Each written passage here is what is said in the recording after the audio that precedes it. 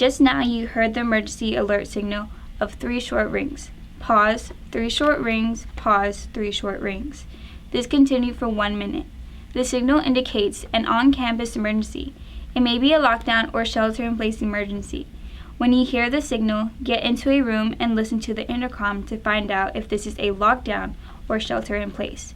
In a lockdown emergency, as you just heard, notice of a lockdown will also be given through the intercoms or other verbal notice. The goal is for all students and staff to get safety into rooms, lock doors, secure windows, and quiet the room. Do not open doors or windows once they are locked. Keep quiet. Turn things off if possible. Turn off cell phone volume. Keep phone lines clear. Stay low and away from doors. If the situation calls for it, barricade doors. Be prepared to evacuate. In a shelter-in-place emergency, the emergency alert will be the same 3 short ring pattern as the lockdown. Notice of a shelter-in-place will be given through the intercoms or other verbal notice. Like a lockdown, the goal is for all students and staff to get safety into rooms with doors locked and windows secured. However, when a shelter-in-place emergency occurs, steps must be taken to also minimize air contamination. These include turning off fans and ACs, as well as using materials in the room such as wet cloths, plastic, and tape to seal windows and doors. These are the steps to follow when you hear the emergency alert signal of 3 short rings. Pause, 3 short rings, pause, 3 short rings. Again, the signal indicates a lockdown or shelter in place. The goal of both emergency situations is to get inside, lock doors, secure windows, and remain quiet.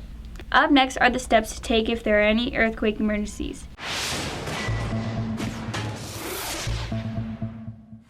My name is Manny Pacquiao. All my life, I have been fighting to survive.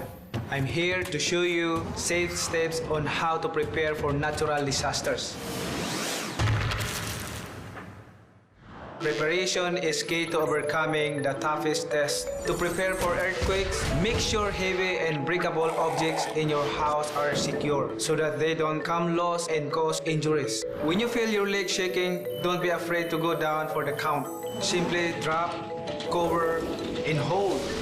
Get under something sturdy, wait until the shaking stops, then get out.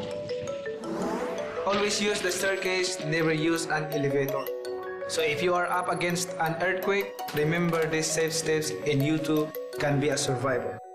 Remember, if an earthquake happens, drop, cover, and hold on until the shaking stops. After the shaking stops, get into a safe open area and be ready for aftershocks.